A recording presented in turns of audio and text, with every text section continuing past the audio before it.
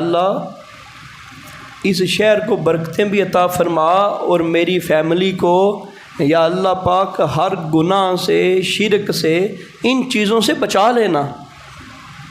معلوم ہوا ملک بھی مانگنا چاہیے اور ملک کے اندر نیکی بھی مانگنی چاہیے۔ خالی وطن کی آزادی کا جشن نہ ہو بلکہ وطن کی دینی سالمیت کے اوپر غور و فکر بھی ہو۔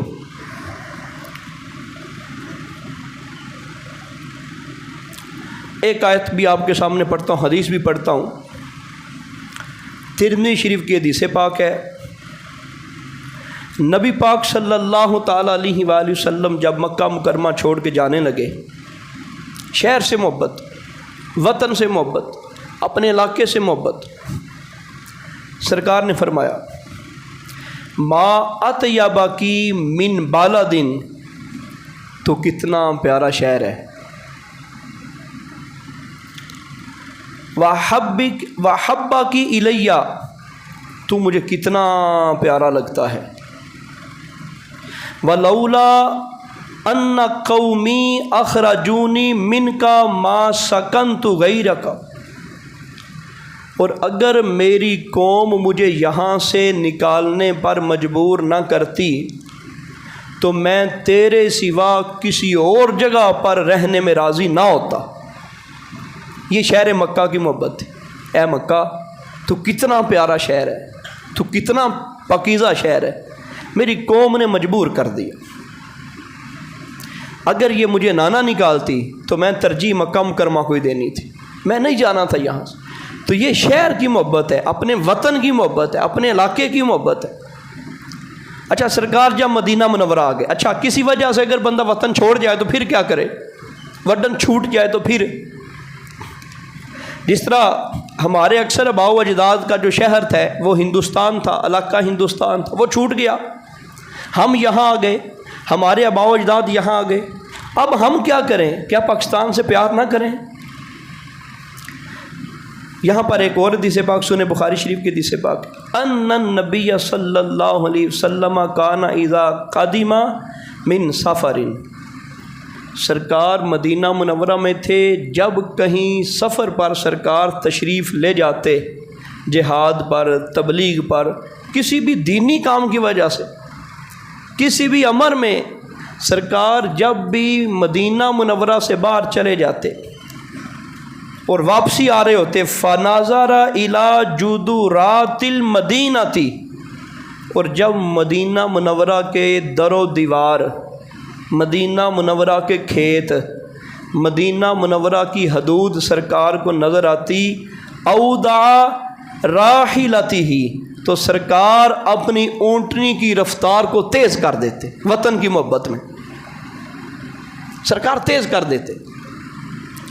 وَإِن كَانَ عَلَى دَابَّةٍ حَرَّكَهَا مِنْ حُبِّهَا، اور اگر کسی دوسرے جانور پر سوار ہوتے تو سرکار اس کو ایڑیاں لگاتے، جلدی کرو۔ مدینہ منورہ کی محبت میں سرکار جانور کو پھر جلدی دوڑاتے کہ ہمارا وہ شہر نظر آ رہا ہے۔ تو معلوم ہوا اپنے وطن سے، اپنے علاقے سے محبت کرنا یہ انبیاء کی سنت ہے، اس میں تو کوئی دوسری رائے نہیں ہے، کوئی دوسری رائے نہیں ہے۔ تو کیا محبت کا یہی تقاضا ہے کہ ہم خرابی پہ اتر آئیں، ہم غلطی پہ اتر آئیں؟ اچھا ایک تو یہ چیز آپ کے سامنے رکھی، دوسرا یہ کہ جب آزادی مل جائے، نعمت ملے تو کرنا کیا چاہیے؟ لمبی حدیث ہے، ہم نے وہ پچھلے چند جمعہ میں اس کو سنا تھا۔ سرکار آپ کو پتہ ہے جب آئے محرم میں، ہم نے اس حدیث کو تفصیلی سنا تھا، سرکار مدینہ منورہ آئے تو جو پہلے اہل کتاب تھے وہ روزہ رکھتے تھے، پوچھا روزہ کیوں رکھتے ہیں؟ تو کہا اس دن اللہ نے ہمارے نبی کو بچا لیا، شکرانے کے طور پہ روزہ رکھتے ہیں۔ سرکار فرمایا ہم بھی شکرانے کے طور پہ روزہ رکھیں گے۔ معلوم ہوا جب نعمتیں ملیں تو شکر کا انداز یہ ہے کہ روزہ رکھا جائے۔ سرکار ہر پیر والے دن کا روزہ رکھتے تھے، سرکار دو عالم نور مجسم محمد مصطفیٰ صلی اللہ علیہ وسلم ہر پیر والے دن کا، ہر سوار والے دن کا، ہر منڈے کا روزہ رکھتے تھے۔ پوچھا گیا کیوں؟ فرمایا میں اللہ کے شکر کی وجہ سے روزہ رکھتا ہوں، اس دن میں پیدا کیا گیا تھا۔ ساری زندگی ساڈا کیک نہیں مکیا۔ وہ اللہ دے بندے کیک کٹنا ہے تو شریعت دے دائرے وچ رہ کے کٹ، پر تو نفل تے پڑھ جس رب نے زندگی دیتی ہے۔ ماں بھی بڑا چاہ ہوندا نہیں میرے پتر دی ہے تے لیا ہے، وہ ابا نہ لیاوے تو پھر نواں کیس ہو جاتا بھی نہیں تو تن یاد ہی کوئی نہیں۔ وہ اللہ دی بندی ہے، ابے نو نہیں یاد تو دو نفل پڑھ لے، انہیں بھی کوئی نہیں پڑھنے، بس کیک تے ہی سارا زور ہی کیک تے، ساری برادری کیکاں تے لگ گئی، سٹیٹس کیکاں تے لگ گئے، ہر شے اسی موبائلاں تے بس سب کچھ کر دیتا۔ وہ اللہ دے بندے ہو، اللہ نے زندگی دیتی، نعمت دیتی ہے، ٹھیک ہے تسی کیک کٹنا ہے تے شریعت دا دائرہ اے لفظ بھی چیتا رکھو، شریعت دے دائرے وچ رہ کے جے تسی کٹنا ہے تسی کٹو، پر یار تو نفل بھی تے پڑھ لو نا، کوئی اس دن یاسین ہی پڑھ لو، اس دن کوئی اور ہی نیکی کر لو کہ یا اللہ ایس دن اس دنیا تے تو نازل فرمایا، یا اللہ تیرا شکر ہے۔ تو جس مالک نے سب کچھ دیتا ہے وہ شکر ہی کوئی نہیں۔ تو شکر کا طریقہ کیا ہے؟ روزہ رکھنا، شکرانے کے نفل بھی ہوتے ہیں۔ دوسرا طریقہ کیا ہے؟ شکر کرنا۔ سرکار دو عالم صلی اللہ علیہ وسلم کا اپنا طریقہ بھی رہا۔ ایک دو جنگوں کی خبر آئی اور ایک بار بڑی عظیم حدیث پاک فضائل والی نازل ہوئی، سرکار اسی وقت سجدے میں چلے گئے، یا اللہ تیری ذات کا شکر، تو سجدہ شکر ادا کیا۔ تو آزادی کا جو طریقہ ہے، بلکہ عمومی طور پہ 2 یا 4 نفل پڑھے جاتے چاشت کے، 2 یا 4 نفل پڑھے جاتے ہیں چاشت کے۔ تو جس دن سرکار نے مکہ فتح کیا، اس دن سرکار نے کتنی مصروف دن تھا، وہ آپ اندازہ لگائیں وہ دن کتنا بزی دن تھا، اس کے باوجود بھی 8 رکعتیں سرکار نے ادا کی۔ جس دن وطن جو ہیں وہ آزاد ہو جائیں، علاقے آزاد ہو جائیں، تو ضرورت ہے کہ اللہ کا شکر ادا کیا جائے، ضرورت ہے کہ بندہ گناہوں سے دور ہو جائے۔ تو ہم اور گناہ کرتے ہیں، مالک کی اور نافرمانی کرتے ہیں۔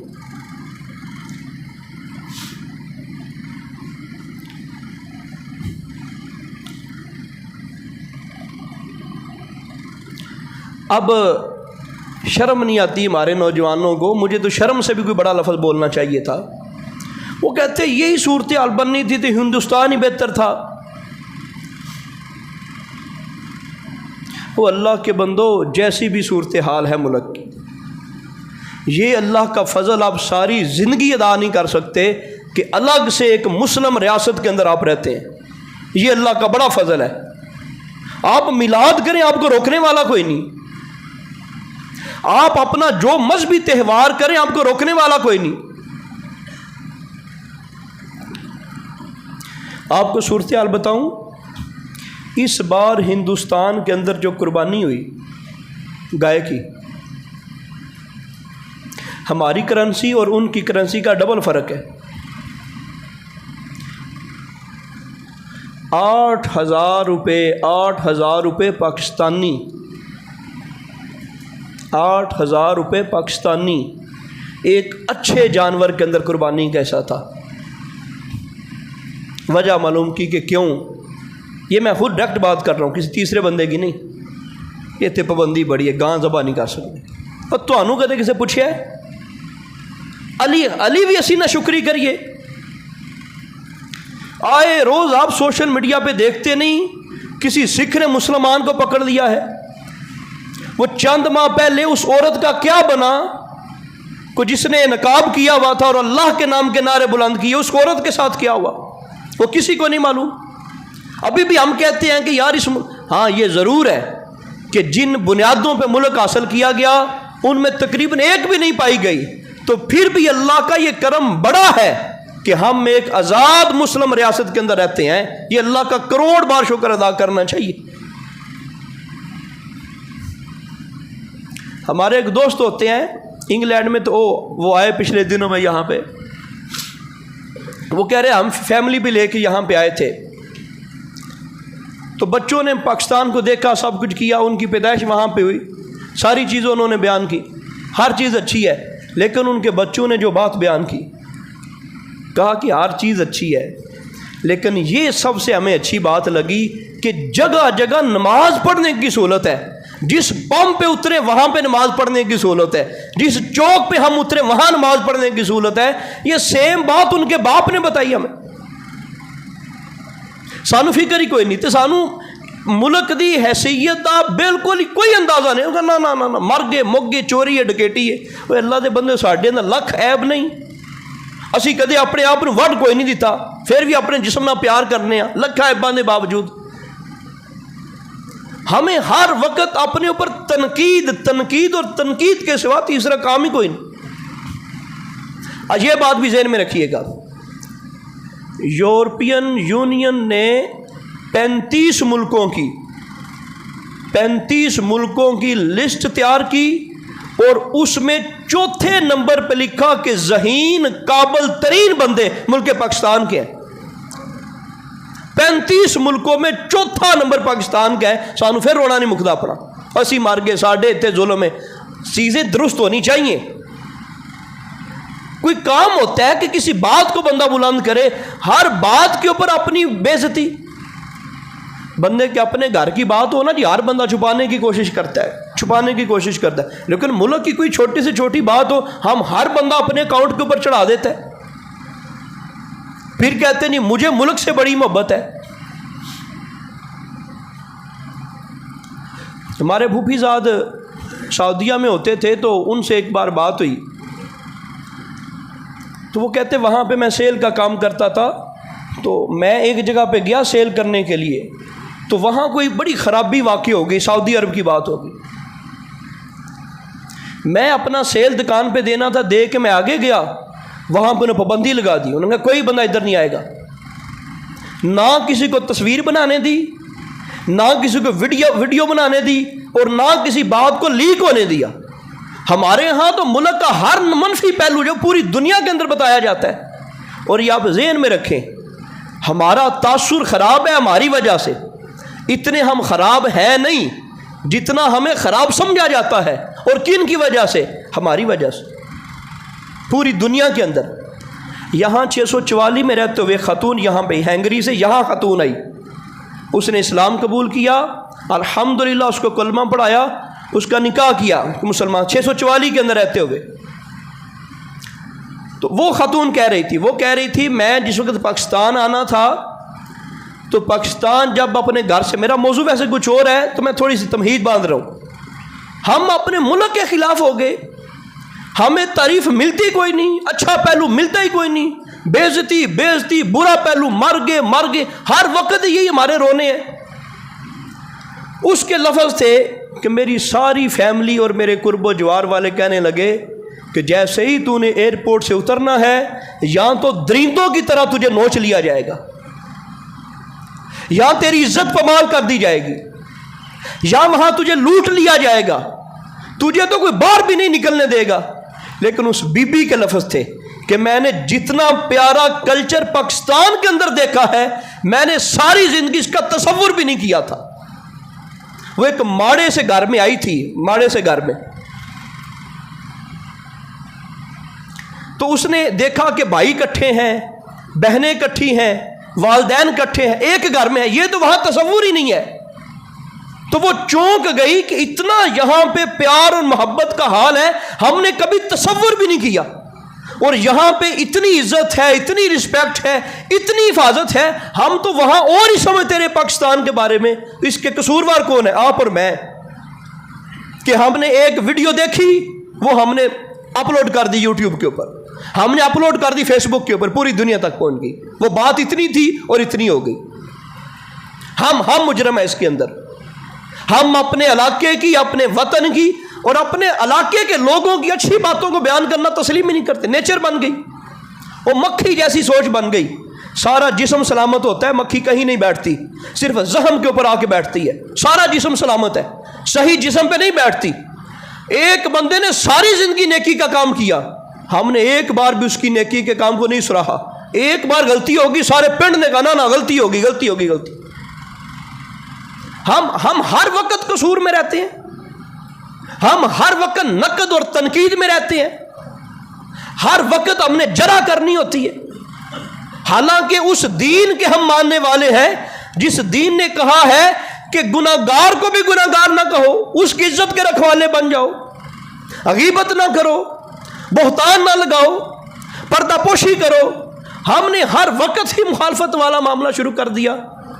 फिर हमारे नौजवान कहते क्या ज़रूरत थी इस मुल्क की। बात मैं यहाँ से, क्या ज़रूरत थी, हिंदुस्तान ही बेहतर था। हम हिंदुस्तान, अगर हमें यही सूरत हाल थी तो वहाँ गाड़ी इतनी सस्ती है, वहाँ तो 10,000 की बेहतरीन गाड़ी मिल जाती, यहाँ 40 लाख 10 लाख की वहाँ बेहतरीन मिल जाती, यहाँ पे तो 40 लाख की गाड़ी गुजारे वाली मिलती है। वो बेहतर है, वो बेहतर है, सिर्फ हमने गाड़ियाँ लेनी है। वहाँ पे किसान इतना जो है वो मौज में है, हमारे किसानों की ये सूरत हाल है। और अल्लाह के बंदो, इससे बड़ी मैं समझता हूँ ज़माने में नेमत कोई नहीं। और वल्लाह मैं कसम उठा के कहता हूँ, चंद दिन पहले एक बड़े आलिम दीन से मुलाकात हुई, फेस टू फेस मुलाकात। सऊदी अरब की जो मेन बॉडी है वहाँ के लोग थे और एक प्लान के अंदर उनको ज़रूरत थी। और अल्लाह की कसम, सऊदी अरब के लोगों ने पाकिस्तान के उलमा को फतवा भेजा कि हमें यह काम सीधा करके दे। और मैं बड़ी जिम्मेदारी से कह रहा हूँ, जो इमाम काबा हैं सुदैस साहब, उन्होंने कहा पूरी उम्मत देखी है, लेकिन जितनी ईमान की रमक हमें पाकिस्तान में नजर आती, दुनिया में किसी और जगह पे नजर नहीं आती। और असी कहने पाकिस्तान का गंदा मुल्क ही कोई नहीं। ये इमाम काबा सुदैस साहब की बात है। और इससे पिछली बात मैं खुद इसका खुद गवाह हूं। उन्होंने कहा वहां जो मेन बॉडी उलमा की, उन्होंने हमें फतवा लिख के भेजा कि मेहरबानी करें, इन मामलात की हमें इस्लाह की जरूरत है। पाकिस्तान के अंदर सऊदी अरब, जहां दीन की इब्तिदा हुई, जो अरब लोग हैं, और यहां हमसे पूछ रहे हैं मसला, और हम कहते कि नहीं पाकिस्तान से अजीब बात ही कोई नहीं। और पूरी यूरोपियन यूनियन ने 35 मुल्कों की बॉडी तैयार की, एक पोल बनाया, चौथा नंबर पाकिस्तान को दिया। और हम कहते नहीं जी मर गए, मौके कोई हाल ही नहीं। और अल्लाह के बंदो, कमियां बहुत हैं, इसके अंदर दूसरी राय नहीं है, लेकिन इसको भी देखें, अल्लाह ने बड़ा करम किया हुआ है। ये मुल्क हमारे पास बड़ी नेमत है, ये अल्लाह तबारक व तआला की बड़ी अता है। हरगिज़ इसकी मुखालफत ना की जाए। तो मैं आपके सामने कुछ जनाब इकबाल की चीज़ें पढ़ देता हूँ। 13 जनवरी 1948 को इस्लामिया कॉलेज पेशावर में गुफ्तगू करते हुए आपने कहा, हमने पाकिस्तान का मुतालबा एक ज़मीन का टुकड़ा हासिल करने के लिए नहीं किया था, बल्कि हम एक ऐसी तजर्बागाह हासिल करना चाहते हैं जहां हम इस्लामी असूलों को आजमा सकें, प्रैक्टिकल कर सकें। मकसद क्या था पाकिस्तान हासिल करने का? ये मकसद था। तो हम समझते हैं कि ज़रूरत ही कोई नहीं। हम कहते नहीं जी वो जो कुछ हो गया वो ठीक हो गया। इसका एक और रंग है, इसके ऊपर तो बेशुमार किताबें लिखी हुई हैं, लेकिन अल-मुख्तसर 1947 के मजालम की कहानी खुद मजलूमों की ज़ुबानी, ये किताब है पूरी नेट से किताब निकल सकती है कि 1947 में हुआ क्या। मैं अब वो वाक़यात आपके सामने बयान नहीं करना चाहता, मैं सिर्फ ये पूरे वाक़यात मेरे सामने हैं, मैं इनका खुलासा आपके सामने रख देता हूँ। फसाद हुए, लड़ाई हुई, झगड़ा हुआ। उस झगड़े के दौरान जो है ना वो एक बच्चा टक पड़ा। वो जितने भी झगड़े हुए अलग बात है। सिखों ने वो बच्चा पकड़ लिया, दूध पीता छोटा बच्चा था, बाप को मारा जा रहा था, सामने घर था, वो बच्चा भाग के निकला बाप को पुकारने के लिए। अब उन सिखों ने बच्चे को पकड़ा और हाथों पे उठाया। मुसलमानों की बस्ती है, उसके अंदर कह रहे हैं देखे हम करते क्या हैं इस बच्चे के साथ। सारों को मदऊ किया और बच्चे को ऊपर फेंका और नीचे नेजा गाड़ दिया, और बच्चा ऊपर आके नेजे के ऊपर लगा। वो दूध पीछा छोटा बच्चा जो अभी चलने का मुश्किल काबिल हुआ था, वो बच्चा। ये कहानियां हैं। इस पाकिस्तान को हासिल करने में इन बच्चों का खून है। और हम इस दिन में हमारे मोटरसाइकिल बांसीना निकली होती हैं, हाथ में बाजे पकड़े हुए हैं, हर तरफ पापा की आवाज होती है, रोने की आवाज आनी चाहिए थी, अल्लाह की बारगाह में सजदा रेजी की आवाज आनी चाहिए थी। क्या वो मजलूम लोग। और फिर यकीन करें, ये लंबे लंबे वाकयात लिखे हुए, हजारों की तादाद में ऐसी माएँ बहनें थीं जिनकी इज्जत लूट ली गई। और सिर्फ ये नहीं लूटी गई, उनके पिस्तान काट दिए गए, उनकी टांगें काट दी गई।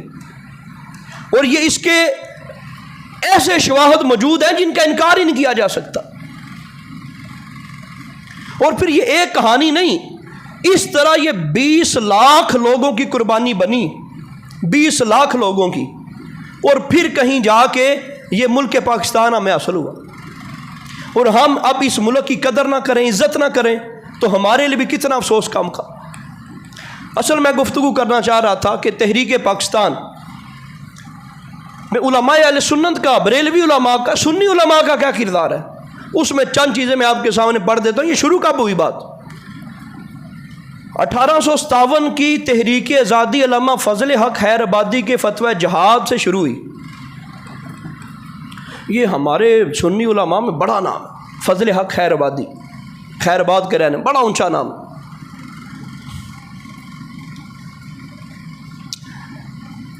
1861 کے اندر ان کو سزائے موت دے دی گئی اور ایک عرصہ ان کو جیل کے اندر رکھا گیا.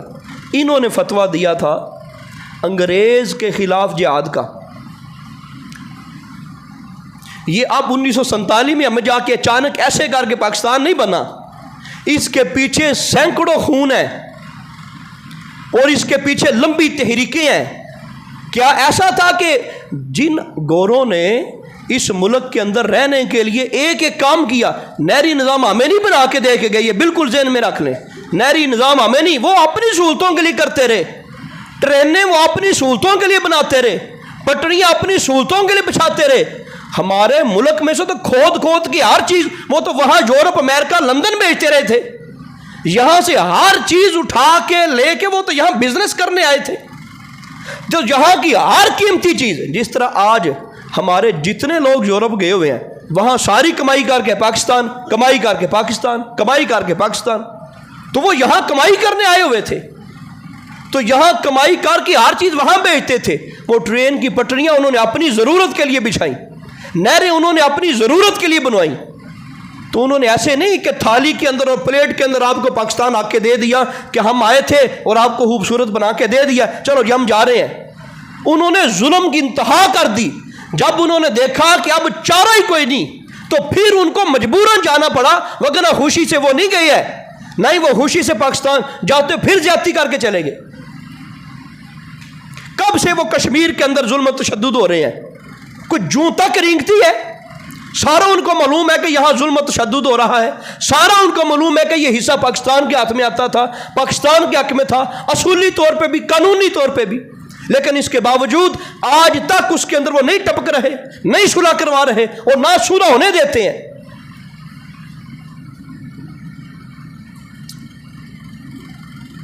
تو جس کی وجہ سے کالے پانی کی سزا دی گئی اور پھر وہاں پہ آپ کا انتقال ہو گیا. سید احمد اللہ شاہ مدارسی، مفتی کفایت علی کافی، مولانا عنایت احمد کاکوروی، فضل رسول بدایونی، مفتی صدر الدین رضی الدین بدایونی، رحمت اللہ کیرانوی، سعید احمد بدایونی، امام بخش احبائی، یہ سارے ہمارے مسلک کے جید علماء تھے. ان ساروں کو چن چن کے قتل کر دیا گیا کہ یہ انگریزوں کے خلاف جہاد کے فتوے کی بات کیوں کرتے ہیں. اور پھر جن لوگوں نے، یہ انگریز کے دور کی بات ہے، پاکستان بننے کی تحریک کی ابھی بات نہیں ہو رہی. 5 لاکھ مسلمانوں کو سزائے موت دی گئی صرف اس لیے کہ یہ ان علماء کی بات مانتے کیوں ہیں جنہوں نے کہا جی جہاد ہے انگریز کے خلاف، اور انگریز کے خلاف کھڑے ہونے کی بات کی. اصل یہ 1857 میں تو جنگ آزادی پہلے لڑی گئی، وہ ناکام ہو گئی. حقیقت میں وہی جو ہے وہ ذریعہ بنی 1947 کے اندر آزادی کا، لیکن اس سے پہلے بھی آزادی کی باتیں ہوتی رہی اور اس سے پہلے بھی لوگ کام کرتے رہے. تو 5 لاکھ مسلمانوں کو سزائے موت انگریز نے دی 1900 کی دہائی شروع ہونے سے پہلے، 1800 کی دہائی میں. آج جس انگریز کے ہم چرچے کرتے ہیں، جتنے مدارس تھے، جتنی مساجد تھی، یہ ساری ختم کر دی گئی. اور میں پھر یہ آپ کے سامنے اشارہ کرتا چلا جاؤں، آپ کو معلوم ہونا چاہیے کہ پہلے باقاعدہ مدارس اور مساجد کا سسٹم زمینوں پہ چلتا تھا. زکوٰۃ کی رقم مدارس پہ استعمال نہیں علماء کرتے تھے، یہ مجبوری میں فتویٰ دیا گیا. انگریز نے جب آ کے دیکھا کہ یہاں پہ تعلیم کا نظام صرف مدرسہ تھا، سکول کا وجود نہیں تھا، یہ ذہن میں رکھیں. جب انگریز آیا برے صغیر میں سکول کا وجود نہیں تھا، سکول تھا ہی نہیں، مدرسہ تھا۔ جس نے بھی پڑھنا ہے مدرسے میں، اگر کوئی سائنسدان بنا ہے تو مدرسے سے، اگر کوئی ریاضی دان بنا ہے تو مدرسے سے، جو بھی علم کسی نے پڑھا ہے، حکیم بنا ہے، طبیب بنا ہے، ڈاکٹر بنا ہے، جو بھی بنا وہ مدرسے سے بنا تھا۔ مدرسے آگے ختم کرا انگریز نے کہ ان کا یہ دینی معاملہ ختم کرا دیا جائے، دین رک جائے گا تو پھر یہ سارے کے سارے تباہ ہو جائیں گے۔ پھر جتنی جائیدادیں مدرسوں کے ناموں پہ تھیں وہ ساری ضبط کر لی گئی، اور پھر بالآخر علماء کو مجبوراً فتویٰ دینا پڑا کہ لوگ اپنی زکوٰۃ مدرسے کو دیا کریں۔ اس سے پہلے لوگ مدرسے کو زکوٰۃ نہیں دیتے تھے، اور اب مجبوری بن کے سسٹم ہی نہیں تھا۔ تو یہ بھی انگریز نے آ کے زیادتی کی۔ ہمارا تعلیمی نظام آج جو تعلیم کے اوپر بات کرتا ہے، تعلیمی نظام تباہ کیا تو وہ انگریز نے آ کے کیا برے صغیر پاک و ہند کے اندر، اور جتنی مساجد تھی، مدارس تھا، ان کو ختم کرنے کی بات کی۔ اور عجیب صورتحال ہے، اعلیٰ حضرت رحمۃ اللہ تعالیٰ علیہ اتنی عظیم الشان ہستی ہیں، اور جنہوں نے تحریک پاکستان اور پاکستان کے بنانے میں صف اول کا کردار ادا کیا، ہمیں کبھی سننے کا موقع ہی نہیں ملا، اور نہ ہی ہمیں جسارت ملتی ہے۔ ہمارے نوجوانوں کو فلموں کے سوا کام ہی کوئی نہیں۔ ہمارے نوجوانوں کو اللہ کے بندوں کم از کم اپنی تاریخ تو دیکھیں، جس امام کے آپ نام لیوا ہے کم از کم اس کا تعارف تو ہو۔ کل آپ لوگوں سے کوئی بندہ پوچھ لے کہ آپ کے علماء کا کیا کردار ہے پاکستان بنانے میں، وہاں ہم کیا کہیں گے؟ تو ہمیں اپنی تاریخ، اپنے محسنوں کو، اپنے بزرگوں کو ضرور پڑھنا چاہیے، انہوں نے کیا کردار ادا کیے۔ اعلیٰ حضرت رحمۃ اللہ تعالیٰ علیہ بھی 1857 کے مجاہدوں کی فکری جانشین کرتے۔ وہ شروع سے ہندو مسلم اتحاد کے سخت خلاف تھے۔ آپ کو پتہ ہوگا قائد اعظم رحمۃ اللہ تعالیٰ علیہ یہ بعد میں کنورٹ ہوئے، علامہ اقبال بعد میں کنورٹ ہوئے۔ ہمارے کتنے بڑے بڑے مفکر لوگ تھے کہ جو شروع سے ہندو مسلم اتحاد کی بات کرتے تھے، وہ کہتے تھے انگریز کے خلاف ہندو مسلم اتحاد ہونا چاہیے۔ اس دور میں بھی اعلیٰ حضرت نے فرمایا کہ ہندو مسلم کا اتحاد کبھی نہیں ہو سکتا، وگرنہ تباہی ہے۔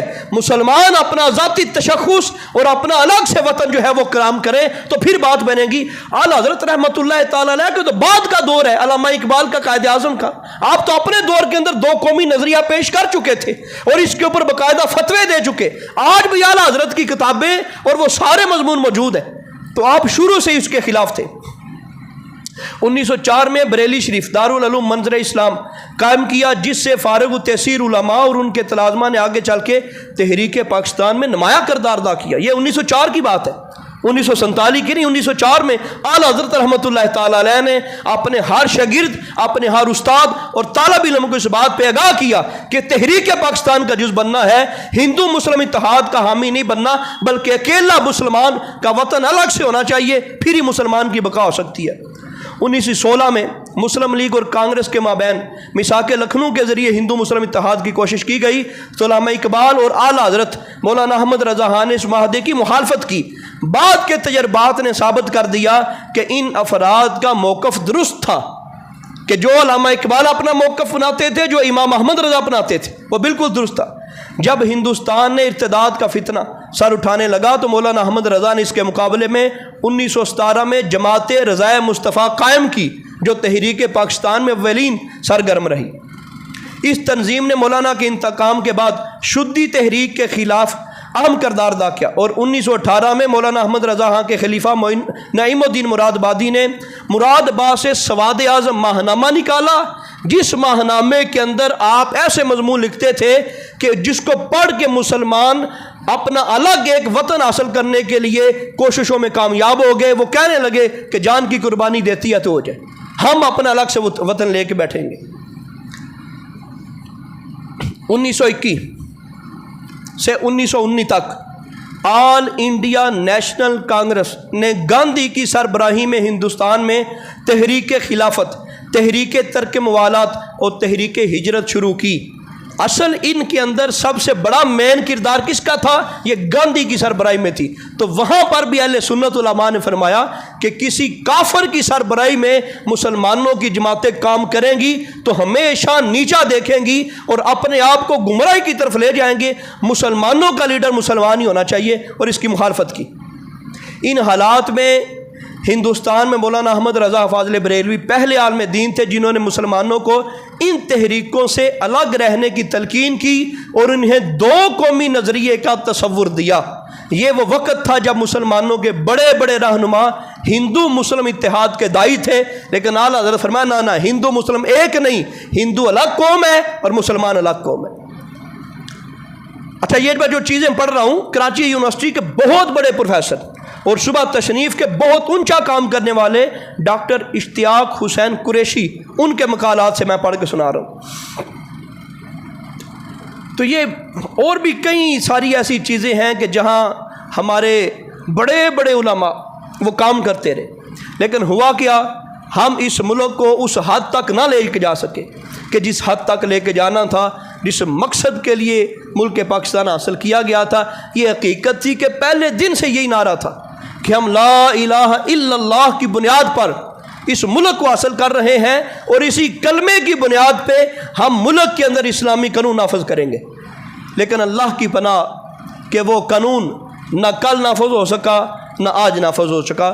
اللہ کرے کہ وہ قانون ہمارے لیے نافذ ہو جائے۔ اور بڑا خوبصورت حنیف اسدی جو کراچی میں آگے ہجرت کر کے، انہوں نے اس بات کا بڑا خوبصورت نقشہ کھینچا۔ وہ کہتے تھے وفا کے ہوگر وفا کریں گے، یہ طے ہوا تھا کہ 14 اگست 1947 کو جب ملک پاکستان ہم نے حاصل کرنا تھا تو کیا طے ہوا تھا، کیا باتیں ہوئی تھی۔ انہوں نے اپنی ایک نظم کے اندر یہ بات لکھی، وفا کے ہوگر وفا کریں گے یہ طے ہوا تھا، وطن کی خاطر جئیں گے مریں گے یہ طے ہوا تھا، بوقت ہجرت قدم اٹھیں گے جو سوئے منزل، تو بیچ رستے میں دم نہ لیں گے یہ طے ہوا تھا۔ چار جانب بہار آئی ہوئی تھی لیکن بہار کو اعتبار دیں گے یہ طے ہوا تھا، تمام درینہ نسبتوں سے گریز کر کے نئے وطن کو وطن کہیں گے یہ طے ہوا تھا، خدا کے بندے خدا کی بستی بسانے والے خدا کے احکام پر چلیں گے یہ طے ہوا تھا، بغیر تخصیص پست و بالا ہر ایک مکان میں دیے مساوات کے چلیں گے یہ طے ہوا تھا، کسی بھی الجھن میں رہبروں کی رضا سے پہلے عوام سے اذن عام لیں گے یہ طے ہوا تھا، تمام تر حل طلب مسائل کو حل کریں گے، جو طے نہیں ہوئے وہ طے کریں گے یہ طے ہوا تھا۔ تو یہ جو طے ہوا تھا وہ آج طے ہوا لکھا ہوا ضرور پڑا ہے، لیکن عمل درآمد نہیں ہے۔ عمل درآمد افسروں نے نہیں کرنا، جب بھی حکومتیں بنتی ہیں تو عوام سے بنتی ہیں۔ ہم ہر وقت ان کو نہ روئیں، اپنے آپ کو روئیں۔ جتنا ہمارے حکمرانوں کا قصور ہے اتنا ہمارا بھی ضرور قصور ہے۔ آج ہم درست ہو جائیں، ہمارے حکمران درست ہو جائیں۔ وہ کسی نے کیا خوب کہا تھا کہ جیسی عوام ویسے حکمران۔